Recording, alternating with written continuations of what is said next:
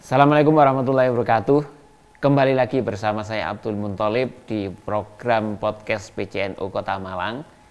Kali ini secara khusus saya akan mengupas tentang keberadaan Lembaga Penyuluhan Bantuan Hukum PCNU Kota Malang. Sahabat-sahabat warga Nahdien di NU, ini adalah satu lembaga yang khusus menangani penyuluhan maupun advokasi dan bantuan hukum. Karena itu saya ingin mengupas sejauh mana keberadaan LPBH NU dalam mengadvokasi atau memberikan penyuluhan atau soal sosialisasi hukum, baik itu private maupun hukum publik, kira-kira gitu. Karena itu saya hadirkan Sekretaris LPBH, Lembaga Penyuluhan Bantuan Hukum PCNU Kota Malang, Mas Fajar Santosa SHMH. Assalamualaikum, Mas Fajar. Mas Talib. Alhamdulillah. Alhamdulillah. Jadi Mas Fajar ini dengan kesibukannya yang luar biasa itu memberikan kesempatan waktu, dan ini demi warga Nahdien, kira-kira gitu. Mas Fajar, sejauh mana LPBH selama ini memberikan advokasi atau penyuluhan atau sosialisasi ke masyarakat, khususnya warga Nahdien? Termasuk mungkin bisa dijelaskan bagaimana sih kesadaran atau melek hukum warga Nahdien selama ini. Monggo Mas Fajar. Ya, terima kasih Mas Talib sudah diundang di podcast LTN NU. Jadi LPBH NU ini memang salah satu kelembagaan di PCNU yang ketuanya Pak ini Dr. Fahrizal, saya sekretarisnya, dan ada beberapa ini teman-teman yang menjadi pengurus begitu. Ini sudah tahun kedua Mas Talib ya. Kita ingat kelembagaan dan pengurus NU ini dilantik 31 Juli 2022. Jadi Juli depan ini apa namanya, masuk tahun ketiga begitu. Jadi alhamdulillah dalam berkhidmat untuk masyarakat NU di Kota Malang, LPBH telah melakukan ini, mungkin masih merupakan langkah-langkah kecil ya. Beberapa hal program yang sudah kita lakukan itu basisnya pada ada 3 kelembagaan LPBH NU ini ada semacam 3 bidang begitu. Bidang advokasi yang menangani bantuan hukum ya, baik itu bantuan hukum yang sifatnya litigasi. Litigasi itu artinya proses di persidangan ya, atau di peradilan begitu. Maupun yang sifatnya non litigasi kayak mediasi, di luar atau mediasi gitu betul. ya. Dan kebetulan LPBH NU selama ini kiprah kepengurusan masa khidmat ini itu juga telah melakukan beberapa ini kerja-kerja advokasi, baik yang sifatnya litigasi, artinya kita melakukan ini pendampingan begitu di proses ini peradilan. Konteksnya ini adalah pidana ya. Terus kemudian ada juga yang beberapa case non litigasi. Jadi kita misalnya ada sengketa antar keluarga terkait hak waris misalnya, ya ini juga ada beberapa yang kita bantu begitu. Terus kemudian prosesnya mediasi begitu. Kita upayakan mediasi karena sebenarnya ya sebagai advokat selalu ini kita sampaikan bahwa ya sebaik-baik perkara itu sebenarnya selesai dengan jalan damai sebenarnya. Tidak sampai masuk Tidak persidangan. sampai ke ranah ini karena kalau ranah persidangan nanti tentu akan ini apa namanya butuh waktu energi yang cukup panjang begitu. Itu selalu kita sampaikan kepada para pihak yang kemudian membutuhkan ini bantuan hukum sebenarnya. Nah, balik lagi ke ini tadi Mas Talib, ada bidang advokasi yang menangani bantuan hukum baik litigasi dan non litigasi. Kemudian LPBH juga strukturnya ada penyuluhan, penyuluhan hukum. Dan penyuluhan hukum ini sudah beberapa titik di ini ya, kita lakukan. Konteksnya adalah kita sudah masa khidmat ini sudah ada 3 kali workshop sebenarnya tentang pencegahan dan penanggulangan kekerasan seksual di sekolahan berbasis agama dan ini pesantren begitu. Dan alhamdulillah LPBH juga sudah bekerja sama dengan banyak elemen di perguruan tinggi, terutama di fakultas Persada ya. Ini semacam lembaga pengembangan pusat peradilan ya. Itu menerbitkan semacam buku saku begitu. Buku saku yang itu bisa menjadi pedoman dari banyak kalangan, baik itu pendidik di sekolah maupun orang tua maupun anak-anak sendiri ya, di dalam melakukan proses pencegahan dan penanggulangan kekerasan seksual berbasis terutama di sekolah ini yang menjadi fokus kita, ke sekolah agama dan pesantren. Ya, gitu. Kembali ke soal advokasi atau penyuluhan, Mas Fajar. Ya. Jadi seberapa besar sih sebenarnya, seberapa saya menyebut melek hukum bagi warga Nahdien terhadap keberadaan LPBH. Jadi misalnya begini, apakah banyak sih sebenarnya orang Nahdien itu yang ketika mengalami kasus hukum itu ke LPBH misalnya, itu bagaimana sejauh ini, seperti apa? Apa sudah konsultasi itu? Ya, kita memiliki semacam protap sebenarnya. Jadi kalau ada warga yang sebenarnya bukan tidak harus Nahdien begitu. Oh, ini juga umum, ini juga melayani umum. Oh, termasuk begitu. Dulu sempat menangani ada kasus Kanjuruhan misalnya begitu. Ya, itu kan umum juga terlibat aktif ya. Oke. Advokasi itu. Ya. Terutama kalau kasus Kanjuruhan kita melakukan proses pemantauan persidangan. Ya. Jadi mumpung saya ingat Mas Walid menyinggung masalah Kanjuruhan itu, ini sebenarnya masih PR bagi kita. Para masyarakat Malang Raya dan terutama korban lah ya. Keluarga korban ini masih belum mendapatkan pemulihan hak. Pemulihan hak. Dan untuk yang dikerjakan LPBH, kita fokus kemarin itu advokasi dalam kasus Kanjuruhan itu adalah kita melakukan pemantauan persidangan, Mas Alif. Jadi kita menurunkan, kebetulan kita punya tanda petik pasukan paralegal gitu, yang sudah tahun kedua ini kita sudah melakukan 2 kali diklat paralegal.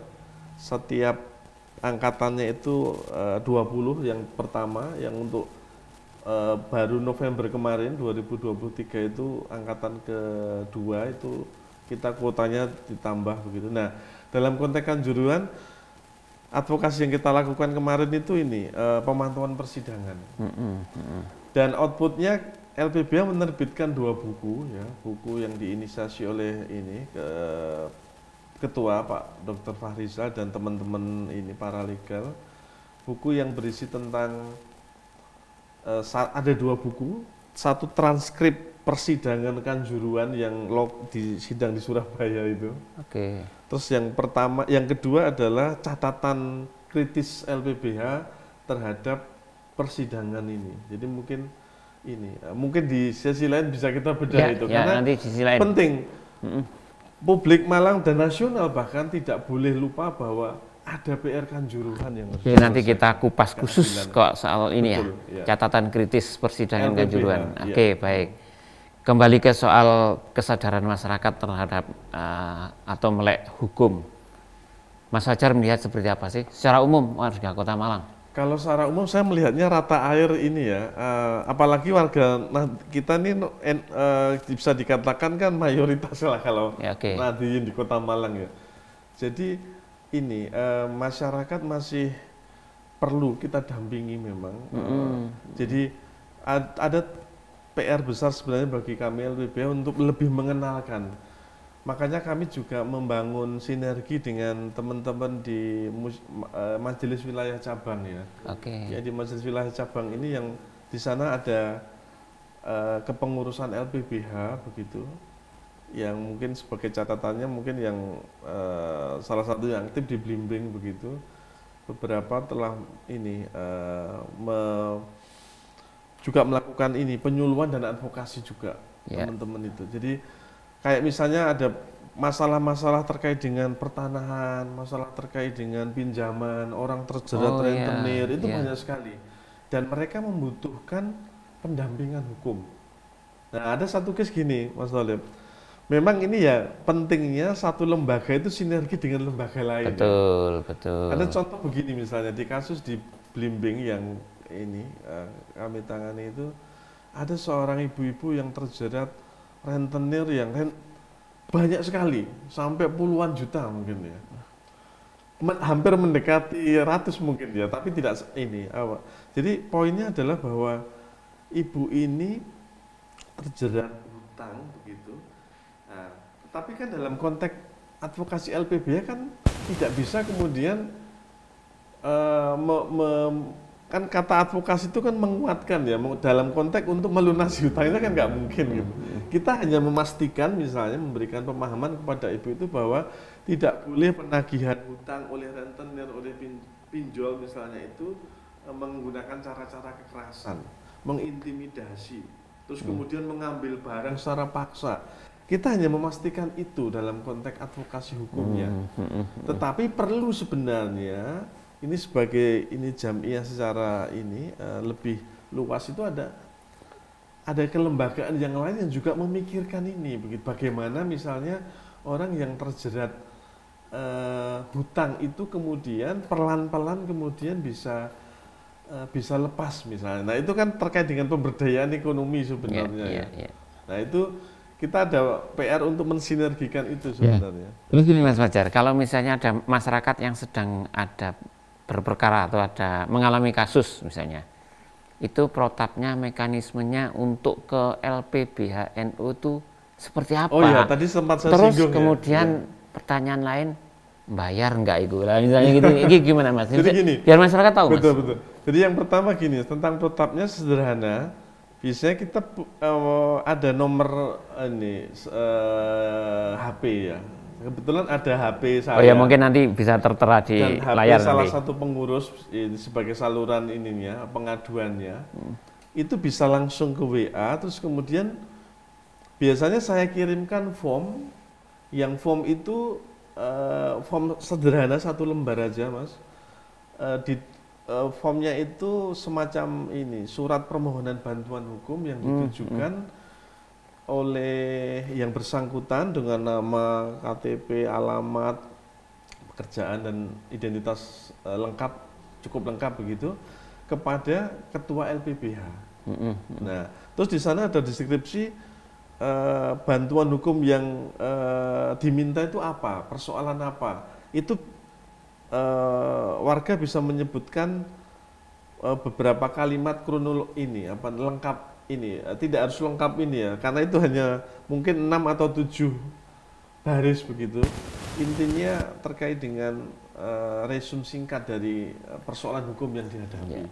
Terus kemudian tentu saja form itu harus harus di print ya nanti ya, dicetak gitu atau di print.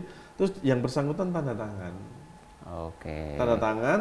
Terus kemudian kalau belum bisa ketemu dengan kami, itu bisa lewat telepon, itu pasti ini apa namanya kami layani.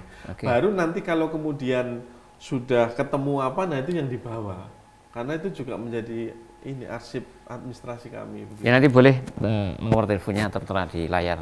Betul. Terus yang terkait dengan ini, kami memberikan bantuan hukum secara cuma-cuma, Mas. Artinya tidak berbayar, kecuali dalam proses advokasi itu yang seorang istilah kami pencari keadilan.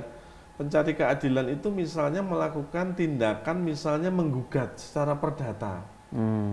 Nah, kalau membuat perdata kan ada biaya yang harus dikeluarkan sebagai panjar perkara di dalam mekanisme administrasi peradilan.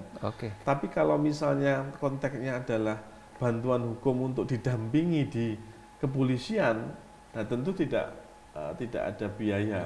Hanya kita istilahnya bondonnya hanya bersurat saja.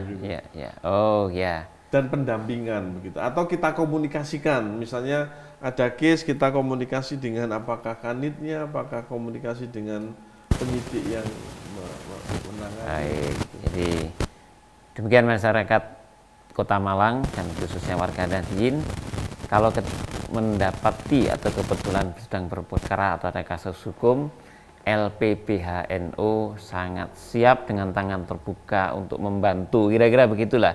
Sehingga ini nanti ada sinergi dari LPBH atau lembaga lain, dan khususnya mungkin di tingkat ranting mungkin Mas ya, bahkan sampai tingkat ranting. Ranting kita ada sebenarnya beberapa ini sudah dilakukan di ini kita kerja sinergi dengan di beberapa MBC ya itu pada saat ada Lailatul Ijtima atau ini gitu ada kesempatan bagi LPBH ini untuk menyampaikan. Cuman memang kita rasakan masih belum optimal. Belum maksimal kayaknya ya. Belum maksimal, makanya ya. Harapannya dengan diskusi inilah, dengan diskusi ini masyarakat semakin tahu informasi ini secara masif, baik mulai tingkat ranting, MWC maupun masyarakat Kota Malang keseluruhan. Dan ini untuk umum juga, jadi tidak harus hanya warga Nahdien saja, tapi untuk umum. Baik, sahabat-sahabat warga Nahdien khususnya dengan dialog ini semoga bermanfaat. Kita semakin melek hukum, lembaga LPBH siap untuk mendampingi masyarakat yang sedang berperkara, memberikan sosialisasi maupun penyuluhan secara hukum. Sekali lagi terima kasih Mas Fajar, semoga manfaat, semoga sehat selalu. Baik, sahabat warga Nahdien, demikian dan assalamualaikum warahmatullahi wabarakatuh.